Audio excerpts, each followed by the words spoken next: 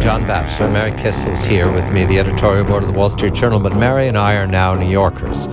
There's a puzzling story, and we will explain it as best we can because it doesn't have coherent logic to it. The new mayor of New York is named Bill de Blasio. He's celebrated as a progressive star. He has plans. We'll speak of them throughout the show. Within these last hours, however, a puzzling thing happens when a member of the clergy is stopped, 67th Precinct. This is a very well-to-do area of the city, nothing troubled in it, but he's stopped and in a traffic stop, and what's discovered is there are irregularities in his license. He doesn't have a license because there's been an insurance problem, and when there's a search by the policemen, the officers, they realize there are 2 bench warrants. It's not detailed here. It's just that there's an issue. And the police take him to the 67th Precinct. Therein lies the beginning of the mystery, because I will go now to the news today. This is a 2-day story now.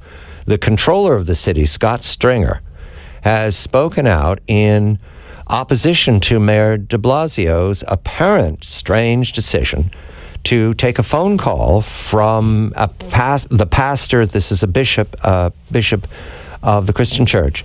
Take a phone call from a council or a series of people representing the pastor, his friends. Take a phone call, and they said, he's in jail, get him out. It's late at night. And the mayor then makes a phone call to a police official. We don't know why, and Scott Stringer doesn't know why either. It's the quote from Mr. Stringer, who's an elected city official, is, the mayor shouldn't be involved in any way when someone gets arrested.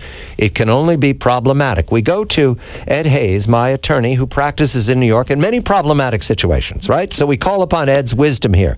Ed, the controller is making a statement here, commenting on this. He could have let it pass.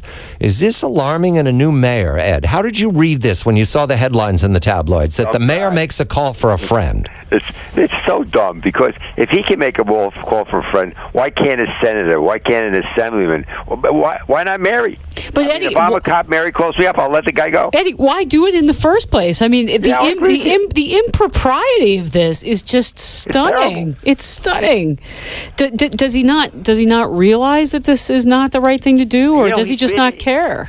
People have gotten in trouble with that so many times over the years, and it's been so embarrassing over the years to so many people. You'd think that he would learn, but he hasn't. Well, I'm going to press the political argument, because everybody didn't duck their heads. The police were put in an impossible position. They've commented as best they can to avoid the reporters' questions. Mr. Findlater, the Bishop Findlater, has not commented. However, Eddie, you're the Democrat. You help us here. Scott Stringer is a player. He wants power. He wants more power. Why be controller of the city unless you are? He comes out and makes this statement. That means a lot of Democrats are unhappy, correct? Right. And because they're unhappy with the mayor, does that mean that this mayor is in trouble already? We can't read this, Eddie.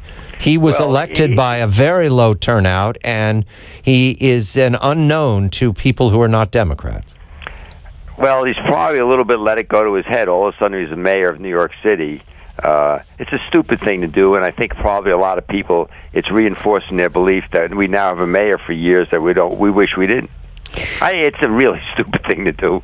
You know, Eddie, on this, in this particular incident, the mayor didn't hesitate to make a call that he really should have known would become public. But on other things, he's very coy, and I refer you over to his preliminary budget, which was released just in these last hours, which said nothing about how unions were going to be treated and paid.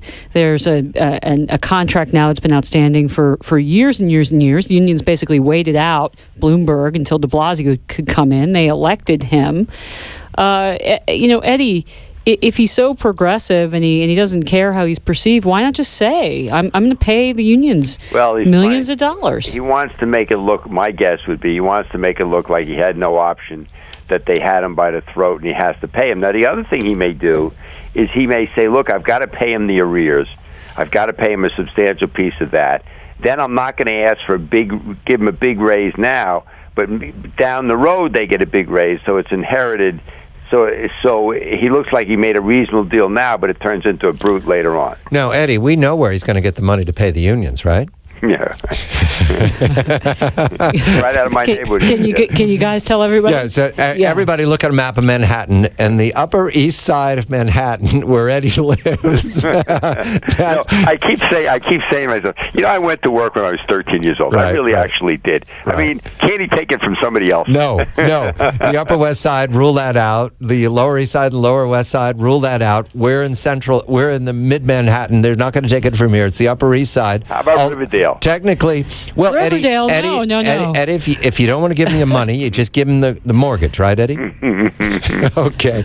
Ed Hayes, we're talking about the fact that the mayor has plans to tax the rich, tax the rich. 500,000 or more was mentioned, but somehow that number, I think, will be coming down. I think Texas and Florida are going to love that because that's where they're going to go. We'll talk about education later in the show because the mayor is going to spend Eddie's mortgage several times. And so, Ed Hayes, Mike Consigliere, Mary Kissel, the editorial board of the Wall Street Journal. I'm John Batchelor.